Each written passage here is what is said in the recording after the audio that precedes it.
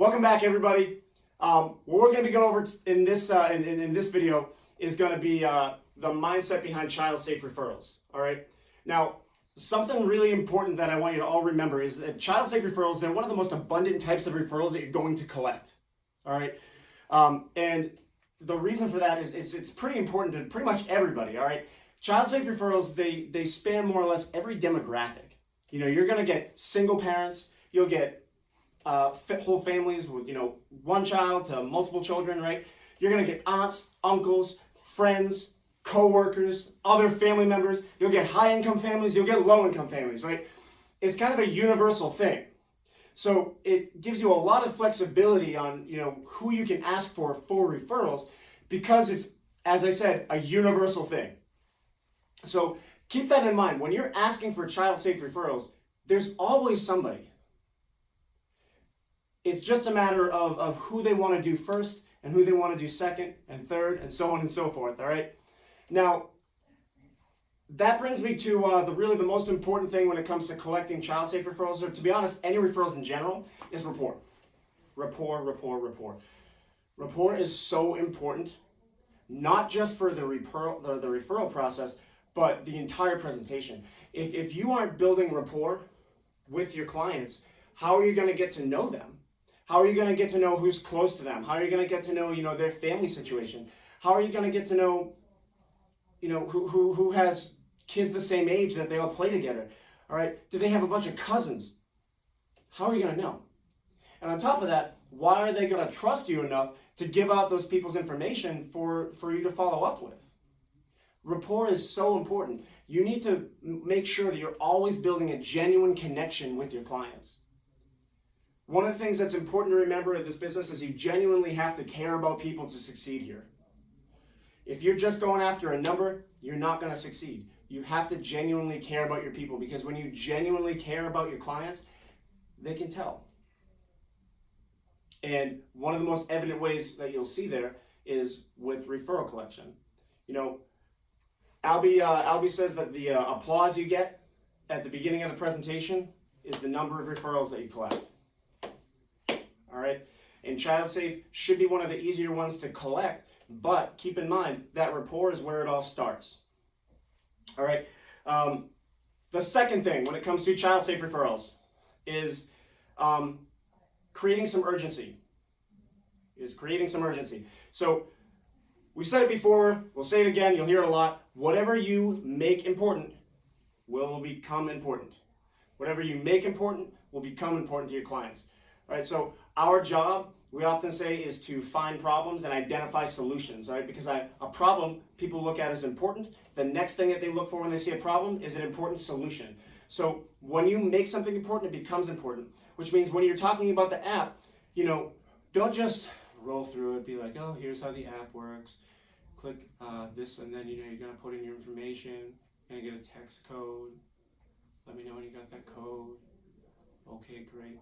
You want to have some life. You want to have some life when you're talking about it. All right, that script is just words on a page. They don't mean anything unless you make it believable and you breathe life into it. So create urgency when you're actually going through not just the actual app itself, but when you're asking for referrals.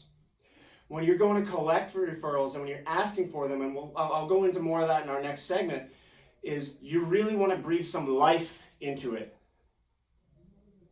Accentuate those peaks and valleys, all right? Emphasize important words. Pause every now and then when you want to make sure you're really delivering a point. This is how you build urgency. The third thing that you have to remember when you're collecting child-safe referrals as well is you really have to have belief in what you're doing. You have to have belief in what you're doing. There's no other way to put it. If you don't believe in what you're doing, then why will your clients? Why? If you don't have a belief in the services that you're providing, why will they? If you don't have a belief in what the kits do or the app does, why will they? If you don't have a belief in your own abilities, why will they? You have to believe in what you're doing and be confident with it. Here's a couple of things to think about. Anyone that they sponsor as a referral, especially as a child safe referral, there's nothing bad that's going to happen. At the very least, there's going to be a few positive things they gain from it.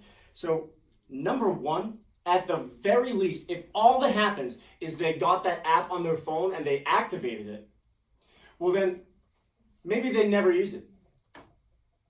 Maybe they never even put their kids' information in, God forbid. But what did happen? They got on a Zoom with you, they listened to you talk about it, and for even just a minute, you made them think about something that was unthinkable. You made them, put them in a situation where they actually had to think about this for even just a minute. What would happen if I lost my child? How would I react? What's the process that would go on? What would happen? What would I do? Who would I talk to? We live in a world today that's so fast-paced, everything's happening at the blink of an eye. And something like that, where it's such a simple thing, where all you need to do for just a minute or two is slow down and just think about it. What if this happened? No one ever wants to think it'll happen. No one ever believes it will. But it does. We hear about it all the time. Those people that it happens to, they never thought it was going to happen. You think that they woke up and said, nah, today's the day. That kid, they're getting abducted. I knew it. So, no one ever thinks about it. So at the very least, you made them think about something that was unthinkable. You made them plan for something or attempt to plan for something or just imagine that it's possible for a second. And maybe no one else in their entire life has done that. The second thing that they get from sitting with you is they get some great no-cost benefits. They get an accidental death and dismemberment certificate. Doesn't cost them anything. $2,000 is $2,000. Look, $2,000 isn't necessarily going to be life-changing money, but it's really all a matter of perspective, isn't it? If that $2,000 is all that you have, then hell yeah, that's life-changing money. And if it's not, no one ever said that we paid too much money on a death claim.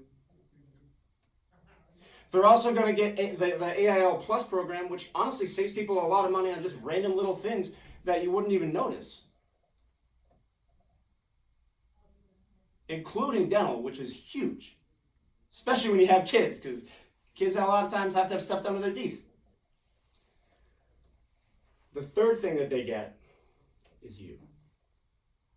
They get you. Your time is more valuable than any other resource that you could ever imagine. And I promise you, without a shadow of or shred of any doubt, that every presentation that you do, sale or not, you will be leaving that presentation and your clients will have learned something. They will have learned something a lot of times about insurance, a lot of times about how unprepared they are for things when they think they are, a lot of times about the things that they need to think about that they never take the time to think about. They will learn something. And in many cases, they're going to be better protected for that because now you've identified a problem and provided a solution. You put those together for a great presentation. But you got to remember that you might be one of the most, you honestly might be some of the most professional financial advice that a lot of people will ever get in their entire lives. And that combined with the fact that they get some great no-cost benefits, they're going to take a minute to really think about what would happen if the unthinkable happens with their kids. And on top of that, they get your expert opinion and your actual knowledge on things. There's nothing that anyone that's a referral can lose by spending a half an hour with you on Zoom. You're only going to help them. But you're only going to be able to convey that to your clients if you genuinely believe that you're helping them. If you don't think you're helping them, you're not. If you don't believe in what you're doing, they won't. And if you don't have some emphasis behind what you're talking about, it's not important. And that brings me to the last point when it comes to collecting referrals is be assumptive. Be assumptive. There is a drastic difference when you're collecting referrals between saying, who would you like to sponsor first? and would you like to sponsor somebody? One of them is a yes, no. Another one is implying you're going to tell me, I just want to know which one of the people that you have in mind is going to be first. There's a massive difference between asking who's next for your next referral and anyone else. One is a yes-no question. The other is you had a lot of people in your mind. Who's the next person that were on the list? Who's the next person in your mind? Be assumptive. And that really snakes all the way back to rapport. Instead of just saying, who do you want to sponsor first? You should be able to suggest. You know, I know when we were talking, you said you come from this big Italian family, your kids got a lot of cousins, right? You got brothers, sisters, all of that. So why don't we start with you get your sister, she has a couple of kids, why don't we start with her? And just start typing. When you combine all of those things together, you're setting yourself up for a fantastic presentation, and you're going to be in a position where you're always able to collect referrals, which is the most valuable skill you can ever develop here. I'll see you in the next one. We'll go over a little bit more of exactly how to do it.